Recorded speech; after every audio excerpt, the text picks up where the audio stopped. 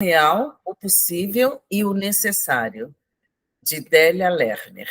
Na primeira parte do livro, ela faz uma introdução e depois ela apresenta o real, o que acontece com a leitura na escola. Na escola, na realidade, o ato de ler e escrever tem finalidade didática. A transmissão de saberes e comportamentos culturais. Quem não sabe interpretar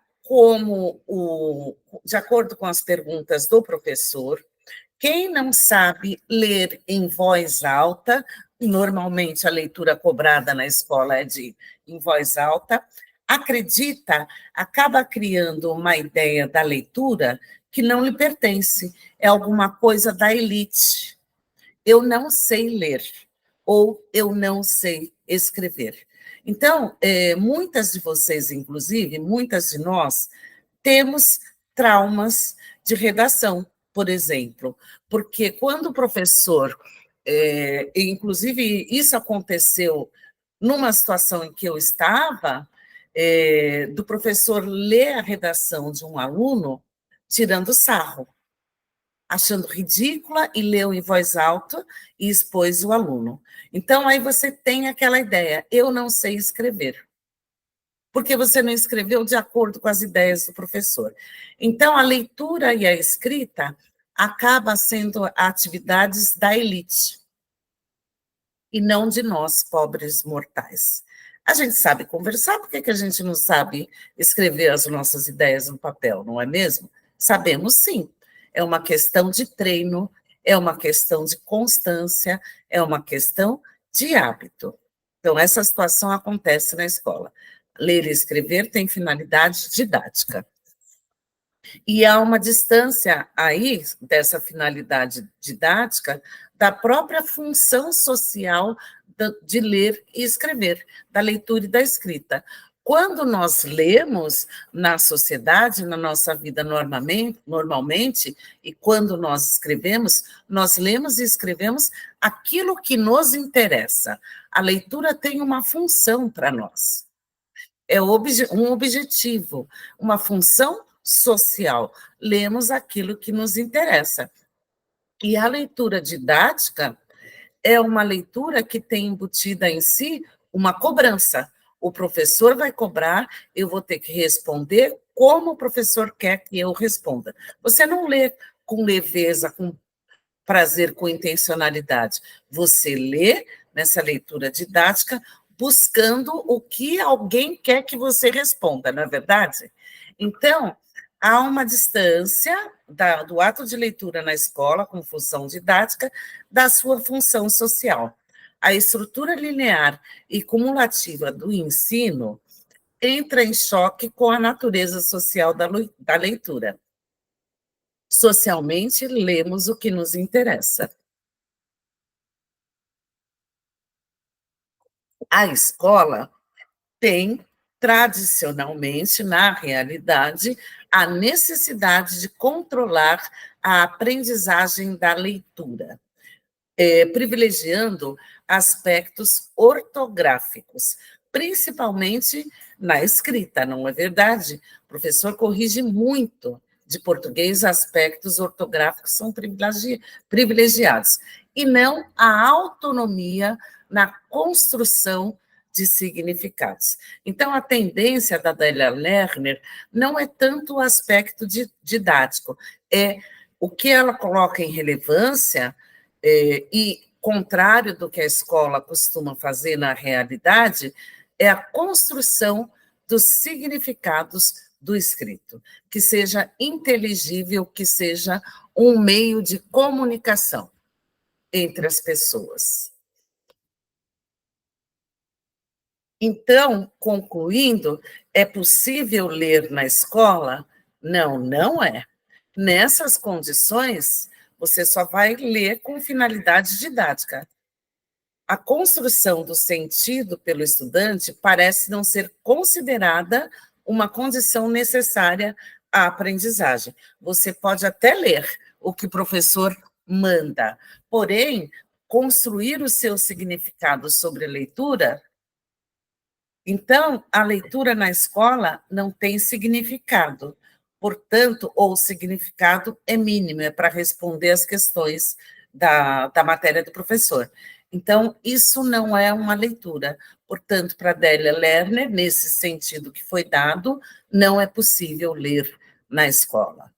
Não é possível atribuir significados. A gente lê quando o assunto nos interessa e queremos conhecer mais sobre aquele assunto. Isso acontece na realidade, mas na escola, conforme foi dito, na realidade, a gente lê por imposição. Quem atribui sentido, portanto, à leitura é o professor. A leitura deve cumprir os objetivos. Para que você lê? Para responder o questionário do professor, uma situação de controle. Ela aponta aqui isso como uma situação de controle do professor e da leitura. O trabalho se restringe na escola a poucos livros, poucos gêneros textuais. Normalmente, o que se lê na escola são as narrativas, são as histórias narradas. Não costuma se ler jornais, não se costuma ler revistas, até porque o professor que estiver lendo jornais com os seus alunos, conforme nos disse anteriormente Isabel Alarcão, Emília Ferreiro, Thelma Vaz, professor que for um modelo e estiver lendo junto com os alunos, o diretor vai passar na porta da sala e dizer que o professor está enrolando na aula. Então, a escola tem uma cobrança, uma situação de controle, oferece poucos gêneros textuais, geralmente privilegia narrativas, histórias narradas, contos, romances no ensino médio de autores renomados, famosos, clássicos, não oferece uma gama de leitura. O universo leitor na escola é bastante restrito. A leitura em voz alta, ela diz que também não é possível ler na escola com a tensão de ser cobrado para ler em voz alta, direito, na frente de todo mundo. É muito comum o aluno travar na hora da leitura em voz alta. Ele sabe, mas ele trava, né? Porque aquela leitura parece que ele tem que priorizar não o sentido da leitura, mas os aspectos ortográficos, a pontuação, etc, etc. Ele fica muito preocupado, o aluno, ao ler em voz alta, e é bastante exposto. Mas, na escola, na realidade, que é a escola real, onde ela diz que não é possível atribuir sentidos à leitura, a leitura em voz alta é priorizada, e talvez a única explorada. Ou então, a leitura em silêncio, né? E geralmente os alunos nem leem, leem para responder o questionário. A única leitura que realmente é cobrada é a leitura em voz alta. Leitura mecânica, sim, e na escola também, na realidade, quando se faz a leitura, se faz uma leitura mecânica primeiro, e depois você vai interpretar o texto.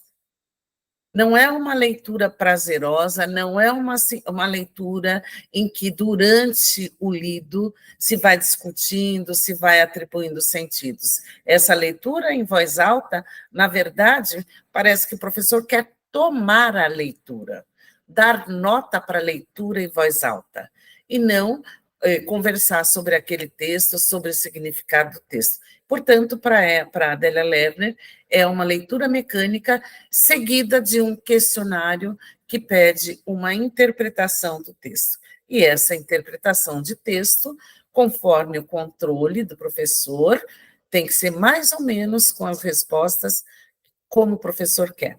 Por isso que tem aqueles alunos que vêm lá em você, professor, está certo, o tempo todo, né? Porque é o professor quem diz o que é certo. Ou seja, a construção de sentido, significado feito pelo aluno não tem tanta importância. Leitura crítica, então, apenas ao final da escolaridade. No ensino médio, que você começa a ler os clássicos, que você começa a ter o gênero argumentativo, leituras de textos argumentativos, que muitas vezes não são muitos na escola também, né? Para você dar uma opinião sobre determinado assunto. Isso é leitura crítica. Quando você tem que expressar a sua opinião. E isso só acontece no final da escolaridade. Portanto, fica claro que o saber do aluno, ele não é considerado. Parece que o aluno, durante toda a escolarização, ainda não tem maturidade e não tem opiniões próprias sobre o que lê. Não é capaz disso. Ou seja, vai contra o que disse Thelma Weiss quando ela disse que é importante acreditar no aluno. Todo mundo sabe alguma coisa, disse Thelma Weiss. Como explicar essas discrepâncias na escola? Ocorrem de autênticas necessidades didáticas, o aluno não tem envolvimento com leitura. Isso é uma discrepância. É uma necessidade na escola essa situação? Mas é a realidade. E aí já começa a mexer no capítulo 2. Para transformar o ensino da leitura e da escrita. Agora nós vamos para o necessário, o real, o necessário e depois o possível.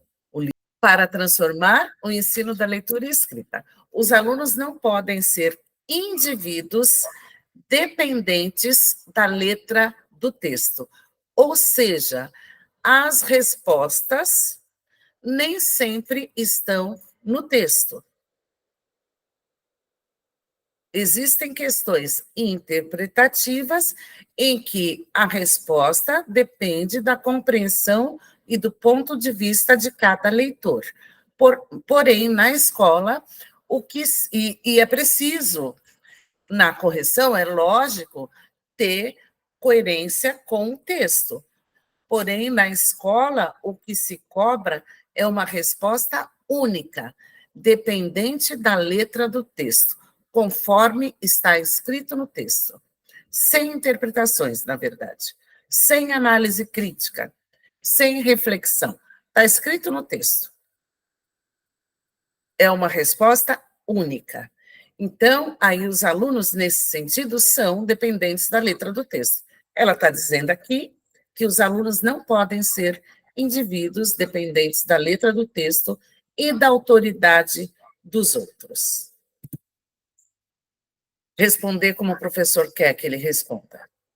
A escola precisa formar pessoas capazes de apreciar a literatura. Gostei, não gostei dessa leitura.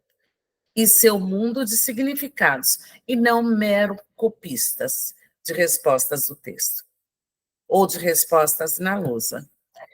A escrita tem de deixar de ser um mero instrumento de avaliação para ser um instrumento de reflexão sobre as próprias ideias. Quando se avalia a escrita o tempo todo, já se instala o temor da avaliação, não é? Então, a escrita tem que deixar de ser um mero instrumento de avaliação para ser um instrumento de reflexão sobre as próprias ideias e ter uma troca, até um diálogo sobre as ideias que foram escritas. É claro que pode passar isso para o professor aprecia, faz seus comentários e depois vamos dialogar sobre aquele assunto, aquela leitura, aquele livro, aquele tema. Escreveu-se antes sobre ele. Cada um colocou as suas ideias, reflexões no papel. Então, isso é o que ela propõe como necessário, esses itens. Então, instrumento de reflexão sobre as próprias ideias em comparação com as dos outros. Que haja um diálogo sobre as ideias. Um instrumento de formação de pensamento, de criação e não de reprodução. É o necessário para transformar o ensino da leitura e da escrita na escola. A escrita e a leitura têm de deixar de ser meramente uma atividade didática, para a correção, para o controle do professor. É o que ela propõe como necessário. Além disso, também é necessário tomar atitudes em relação aos documentos. Na escola, tem-se, na sala de aula, um contrato didático entre professores e alunos. É necessário rever esse contrato didático. Esse contrato consiste nas relações implícitas entre professor e aluno. E o aluno pensa, já que o professor é o dono da nota, o que o professor quer que eu saiba com essa leitura? Isso é implícito. Quando o aluno vai ler na escola, o que ele pensa é isso. Quando ele vai ser cobrado, né?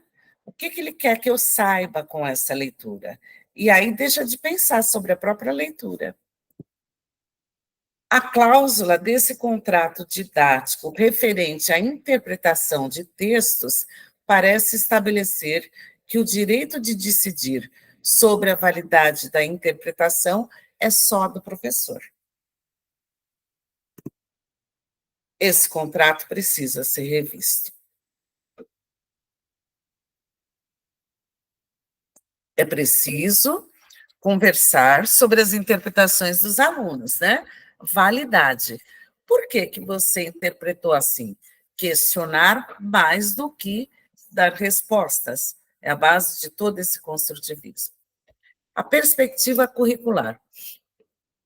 O objeto de ensino é necessário que tenha como referência fundamental as práticas sociais de leitura e de escrita, o próprio letramento, a função social da escrita, utilizadas pela comunidade, o que supõe enfatizar as funções da leitura e da escrita nas diversas situações e razões que levam as pessoas a ler e a escrever.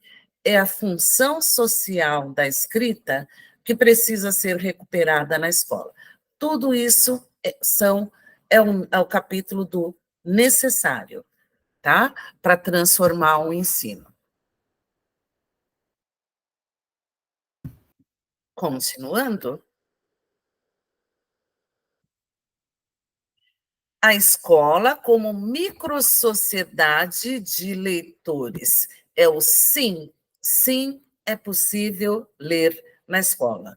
Depois de feito o necessário, vem o possível. O que é possível, como é possível ler na escola.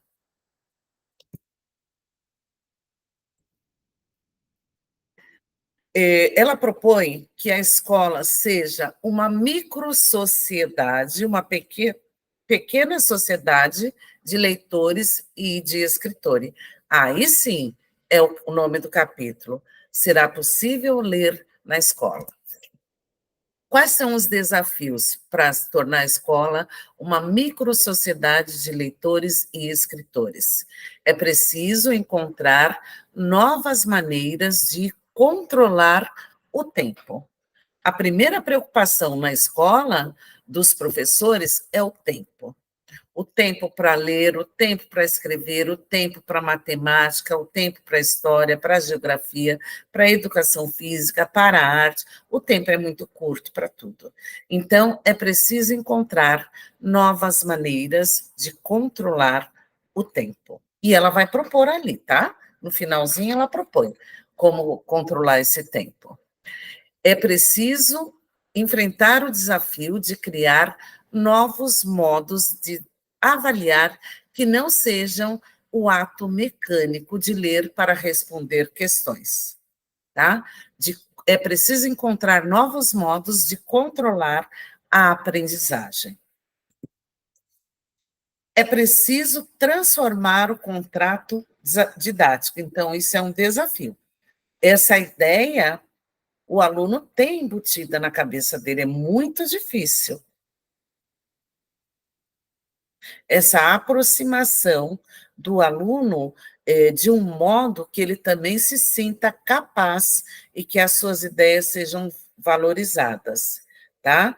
Esse respeito mútuo pelas ideias e interpretações é meio difícil, é um desafio a se estabelecer na escola, porque os alunos, normalmente, eles já admiram o saber do professor, já está sistematizado habitualmente isso.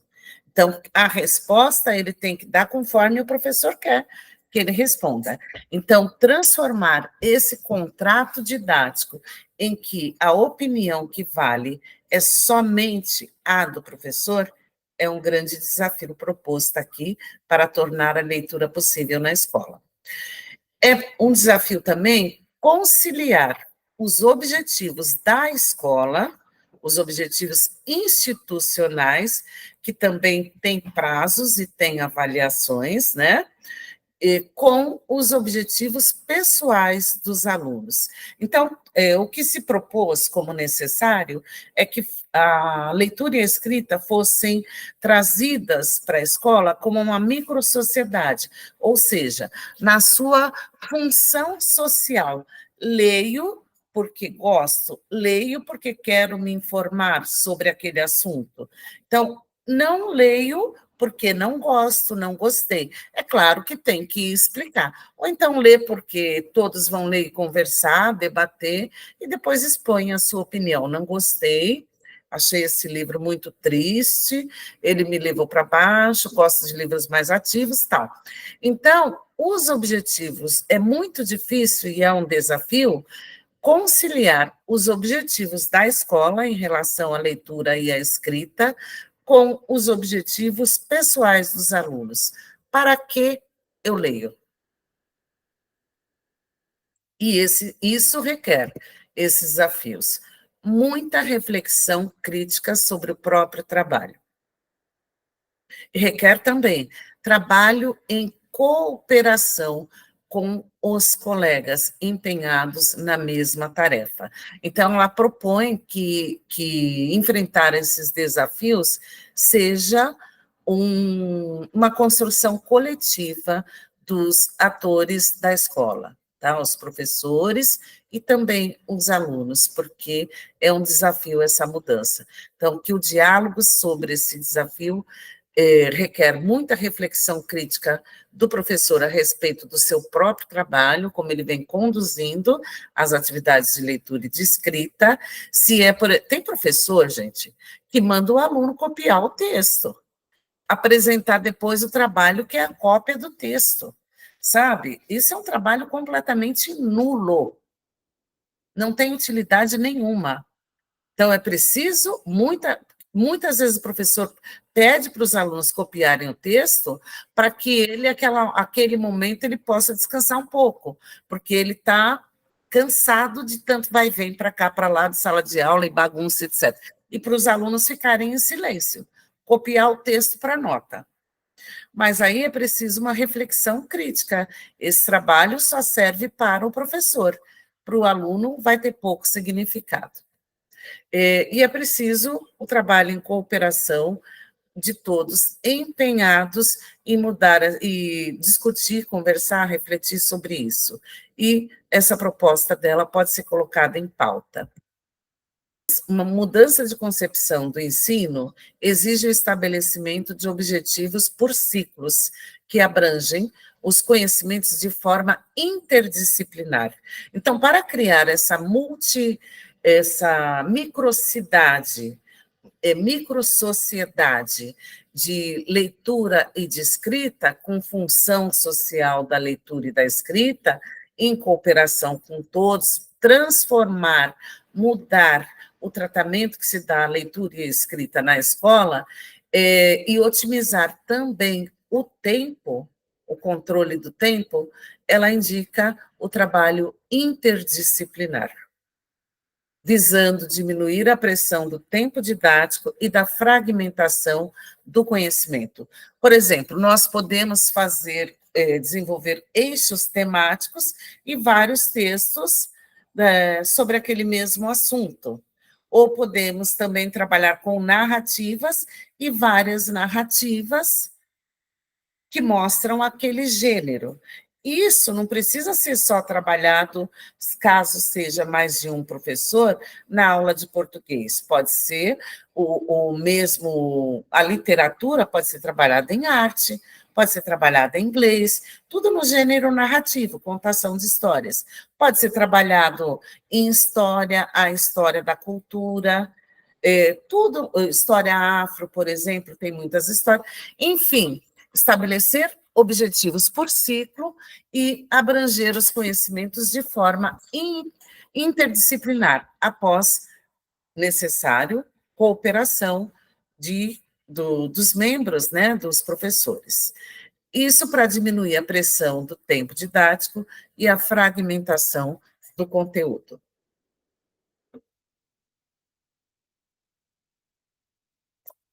Ao exercer comportamentos de leitor e de escritor, o aluno ler um monte de jornal na sala, ele vai escolher a notícia que ele quer ler, um monte de gibi na sala, ele vai escolher o gibi que ele quer ler, né? Ao exercer comportamentos de leitor e de escritor, os alunos têm também a oportunidade de entrar no mundo do texto, de se apropriar dos traços distintivos de diferentes gêneros, dos traços que distinguem um gênero do outro. Quando ele lê bastante textos, ele vai percebendo esses traços, né? Esse é narrativa, esse é argumentação, esse é texto jornalístico, esse é uma notícia, essa é uma manchete, né? Então, ele vai percebendo os traços distintivos de certos gêneros, de ir detectando matizes que distinguem a linguagem que se escreve da linguagem falada. A linguagem escrita é diferente da linguagem falada, muitas vezes, a não ser que seja uma narrativa que se queira popular, por exemplo. Mas uma linguagem argumentativa, nós estamos vendo isso na aula de argumentação, que, aliás, amanhã é a segunda, se usa a linguagem culta, não é? Então, na fala, nem sempre nós necessitamos ou usamos a linguagem culta. Então, quando ele entra no mundo dos textos e percebe as diferenças entre os gêneros e os traços de cada gênero, ele é capaz de ir atribuindo, detectando matizes que distinguem a linguagem que se escreve e adiferem da linguagem coloquial, da linguagem popular, da linguagem falada normalmente, né?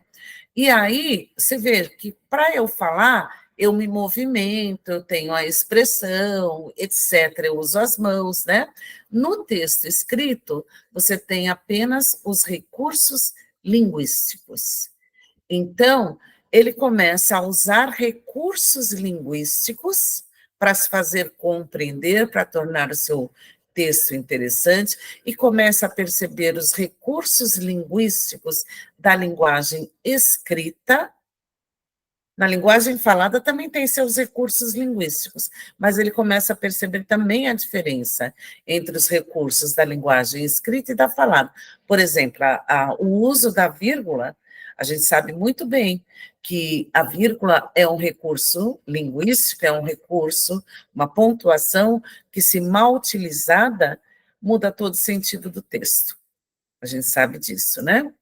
Então, ele começa a usar recursos linguísticos para resolver os diversos problemas que se apresentam ao produzir ou interpretar textos. É assim que as práticas de leitura e de escrita progressivamente se transformam em fonte de reflexão metalinguística. Então, na escola, como foi dito, no real, há sempre uma preocupação com atividades de leitura e escrita, e, sobretudo, nas aulas de língua portuguesa, que priorizam a própria ortografia, a própria norma culta. né? Então, muitas vezes a norma culta, ela é ensinada apenas só em cima de regras, descontextualizada fora de textos, em frases, não é isso? É. E o que ela propõe aqui, uma ferramenta que continue se tratando da ortografia, da norma culta, mas de uma forma significativa, a observação do mundo dos textos, das diferenças nas linguagens, das diferenças no uso do recurso linguístico, na adequação do uso do recurso linguístico na escrita. E daí, quando o aluno vai mergulhando nesse mundo de leitura e de escrita e percebendo essas singularidades do texto, e quando ele produz textos e ele percebe que o uso de uma vírgula dá uma interpretação diferente, ele já está se apropriando. É lógico que isso também deve ser retomado em aulas, né? A partir de textos, nós vamos trabalhar agora o uso da pontuação, é uma atividade. Isso já faz o aluno começar a pensar de uma forma mais significativa sobre a própria ortografia, sobre a própria norma culta. Então, isso, para Adélia Lerner, esse necessário, essa transformação, é uma atividade de metalinguagem, metalinguística. O que é uma atividade de metalinguística? Metalinguística ou metalinguagem é quando você estuda a própria forma da escrita. Você observa a escrita para ver ortografia, para ver o uso de pontuação, para ver o uso de verbos, para ver a norma culta. Então, são atividades de metalinguagem, que normalmente o professor dá em forma de o ponto, sobre separação de sílaba, e depois questões para ver se o aluno sabe separar a sílaba.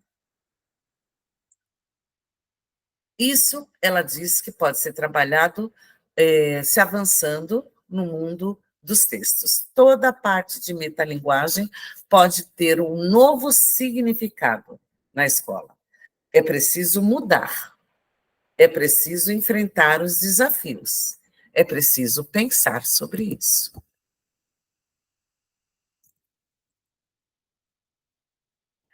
Agora, na parte final, onde já falamos sobre o possível, ela vai dar as formas de otimização do tempo, tá?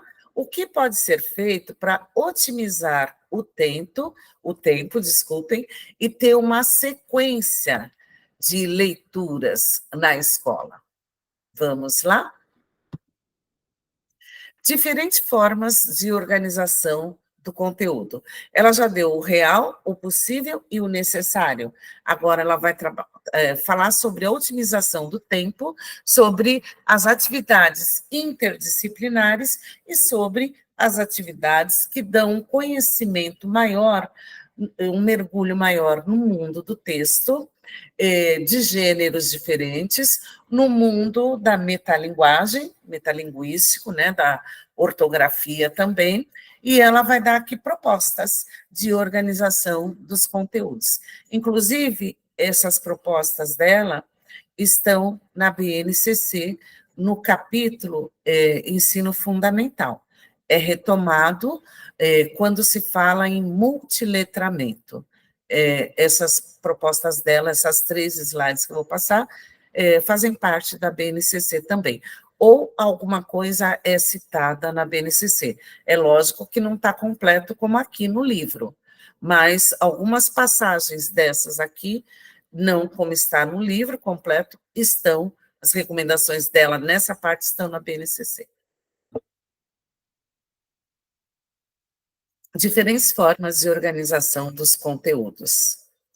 Quando você tem o tempo na sala de aula com a sua turma, seu aluno, e você precisa fazer o seu planejamento das atividades, e você quer que os alunos leiam escrevam, mergulhem no mundo da leitura e da escrita, você tem pouco tempo para só isso, né? Então, você organiza no seu planejamento, seus planos de aula, em diferentes formas, que sejam, que deem esse conhecimento e não necessariamente do mesmo gênero, do mesmo tipo. Por exemplo, atividades permanentes que podem acontecer sempre, habitualmente, não precisa ser todo dia, tá?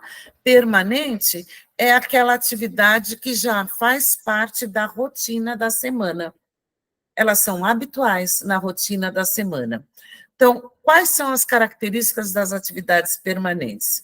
Regularidade, toda sexta-feira tem a hora do conto, contato intenso com um tipo de texto específico, toda quarta-feira, os alunos de todas as salas fazem uma atividade no pátio e são lidos poemas, e às vezes até os alunos criam poemas para ler, faz-se um sarau.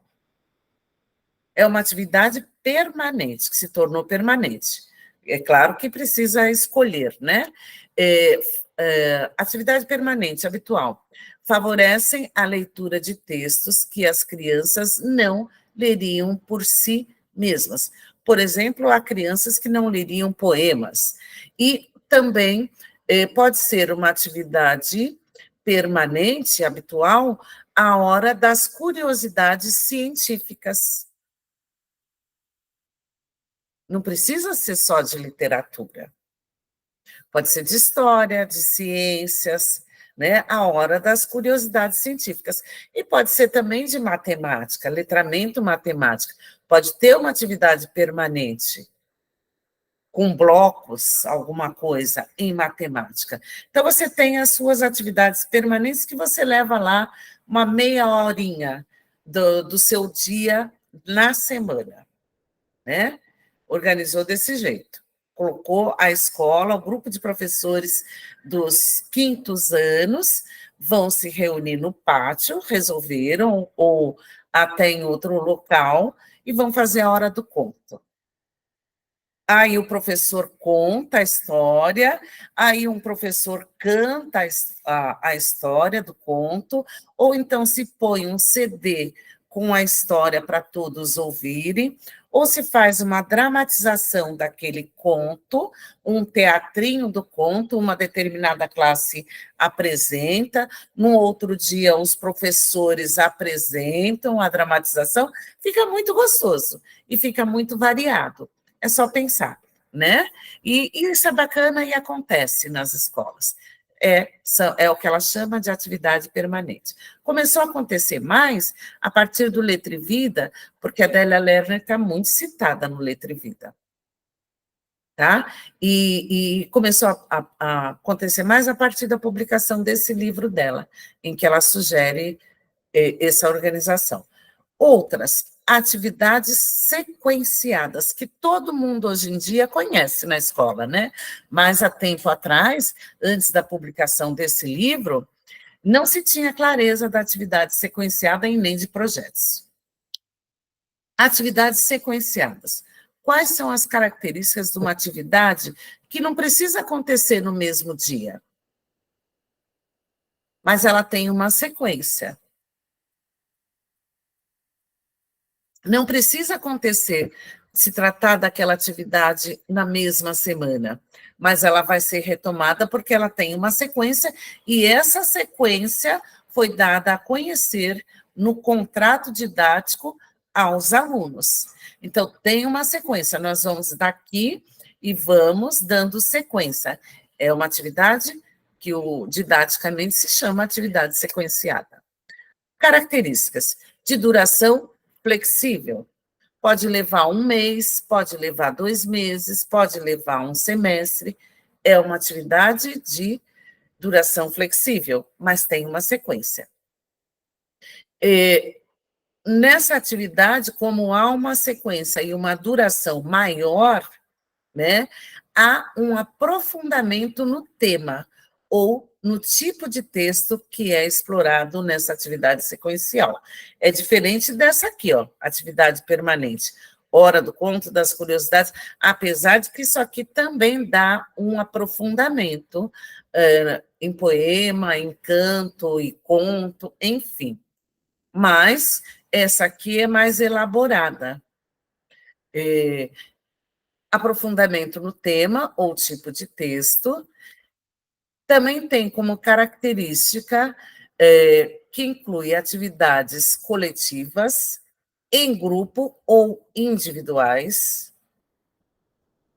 atividade sequenciada, e a característica, como tem uma sequência, duração flexível, aprofundamento no tema, aumento do grau de complexidade do tema e da abordagem gradualmente.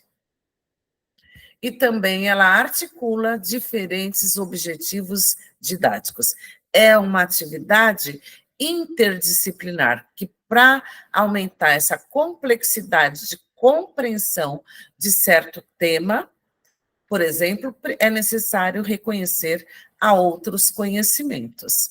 E do texto é necessário, da mensagem do texto, não é do tipo do texto, por exemplo. Da mensagem do texto, um texto de língua portuguesa, às vezes é necessário aumentar o conhecimento em arte, em história ou geografia, porque há uma descrição lá, você precisa saber a descrição daquele estado onde se passa a história, daquele clima e etc., tá? Então, vai se aumentando a complexidade e ela vai exigindo uma abordagem interdisciplinar, porque ela exige um aumento do conhecimento, e para se avançar precisa recorrer a outros conhecimentos.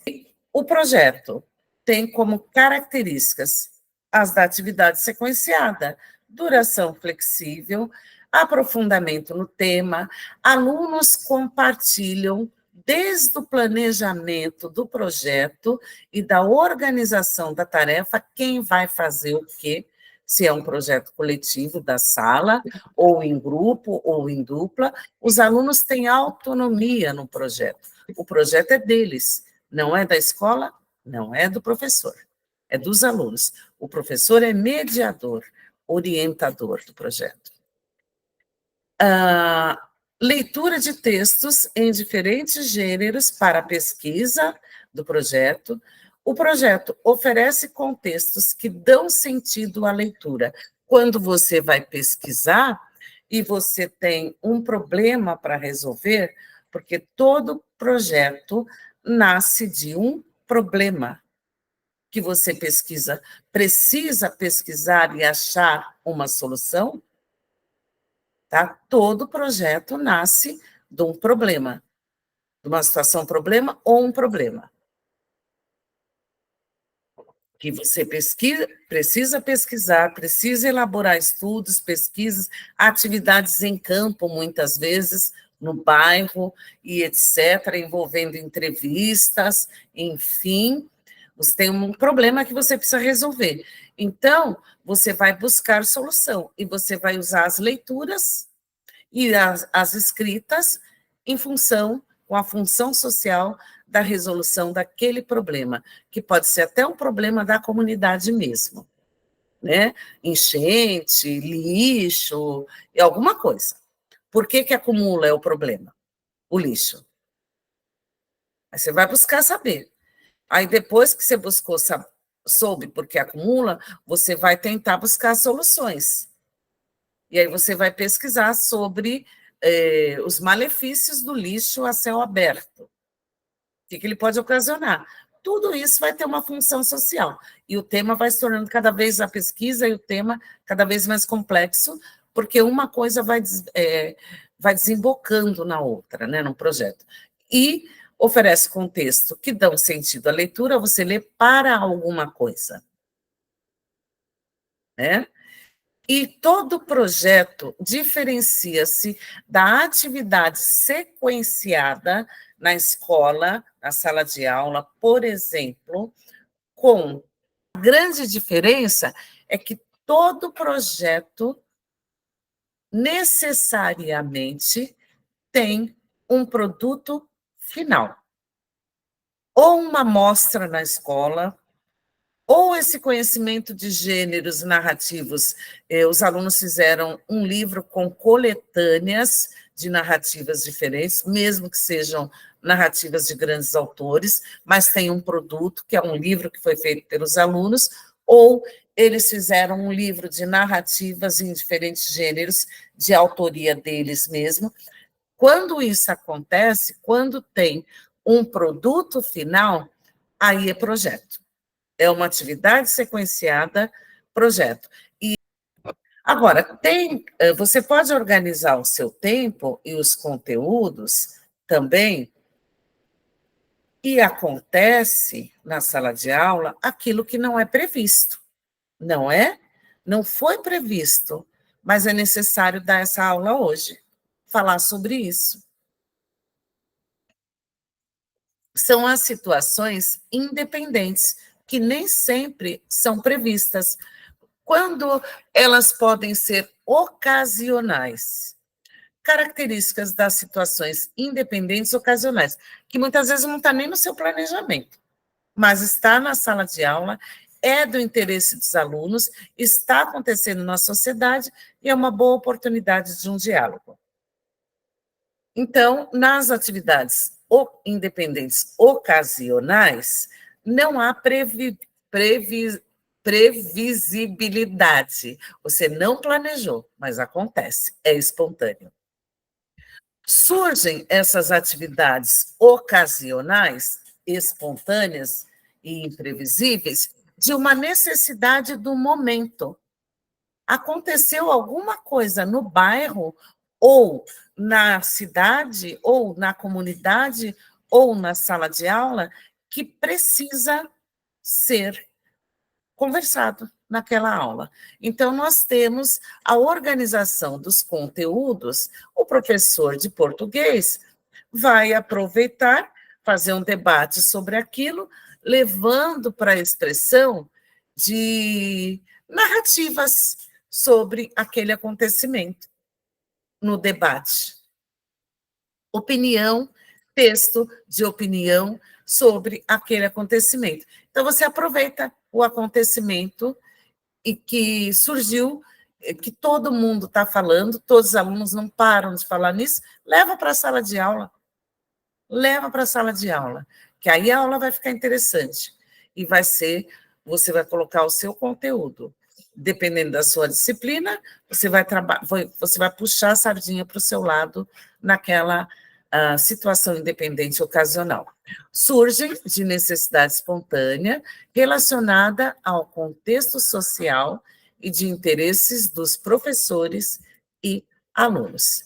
Exemplo, alguma coisa aconteceu e a notícia saiu em todos os jornais e envolve lá a comunidade grandemente, ou na internet, ou até na televisão. E os alunos não param de falar naquilo. Aí você vai abordar em sala de aula aquilo que apareceu na televisão sobre a sua escola, por exemplo, sobre a sua cidade, que não param de falar nisso, aproveita. É uma situação independente ocasional, que não é previsível e é espontânea, mas não será possível dar outra coisa naquele dia, naquele momento. Ou seja, pode até ser possível, porque você tem horas, se a sua turma é uma só, se você não é o professor de 5º ao 9º ano, né? Então, mas você vai usar uma parte da sua aula para falar daquele acontecimento que é de interesse de todos, tá? É uma situação independente. Agora, tem situações independentes que são sistematizadas, que estão previstas, mas elas não têm objetivo imediato. Por exemplo,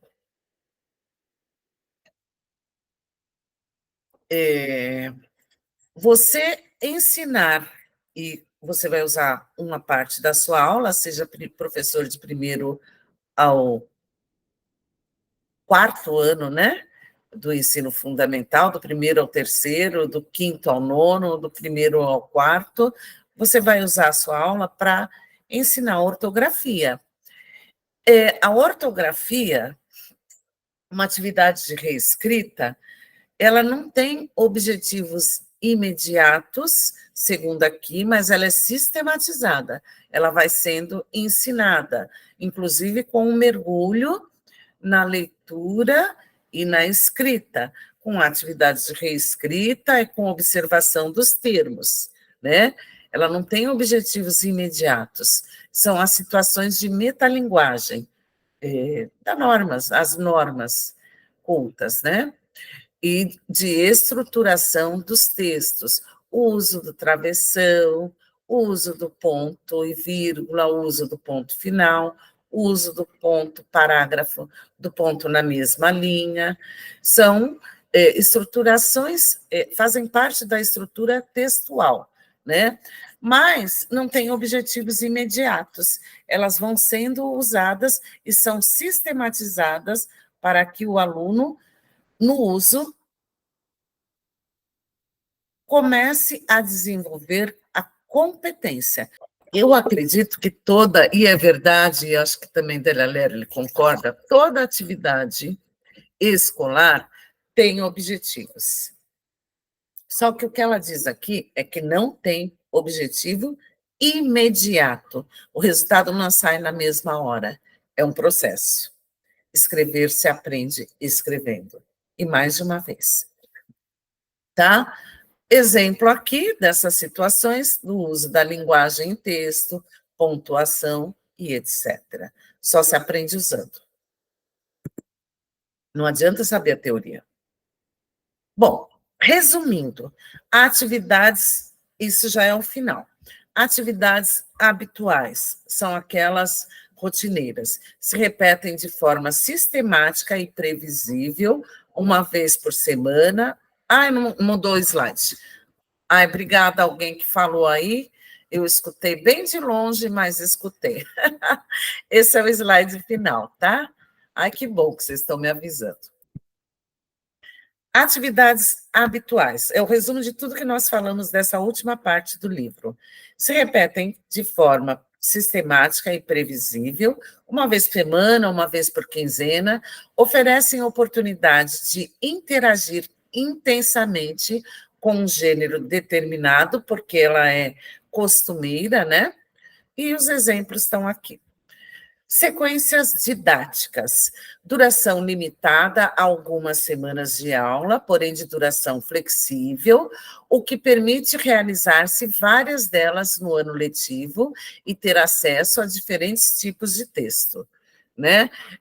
Diferencia-se aqui do projeto a sequência didática dos projetos, porque não exigir um produto final. O projeto também tem duração flexível, tem um período de tempo determinado para a apresentação daquele projeto, pode ser no semestre, pode ser no bimestre, pode ser um projeto do ano letivo, tem uma duração limitada, determinada, tá?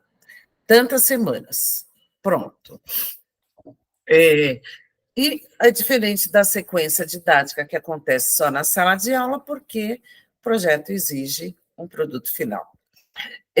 Atividades independentes, as não planejadas, que são as situações ocasionais, são atividades independentes, tá? Atividades dependentes, que têm uma regularidade, habituais, sequência didática. Independente, as ocasionais e as situações de sistematização do uso da linguagem, da língua na escrita. Acontecem de acordo com o que se vai lendo e o que se vai escrevendo. Podem ser, essas são sistematizadas. Você quer ensinar pontuação. Você, conforme vimos nos livros anteriores, você cria situações de aprendizagem em que o uso da pontuação seja um problema. Você desafia os alunos nas situações de aprendizagem que você cria. A sua intervenção é o planejamento, criação de situações de aprendizagem e a intervenção na forma como os alunos vão lidar com a pontuação. Você vai fazer apontamentos, questionamentos, você vai dar exemplos, e aí os alunos vão pensando sobre a pontuação, deixa eu ver se eu já desliguei, de forma significativa. Situações ocasionais são acontecimentos sociais relevantes que são discutidos em sala de aula. Além da discussão, costuma-se ler e escrever sobre esses acontecimentos.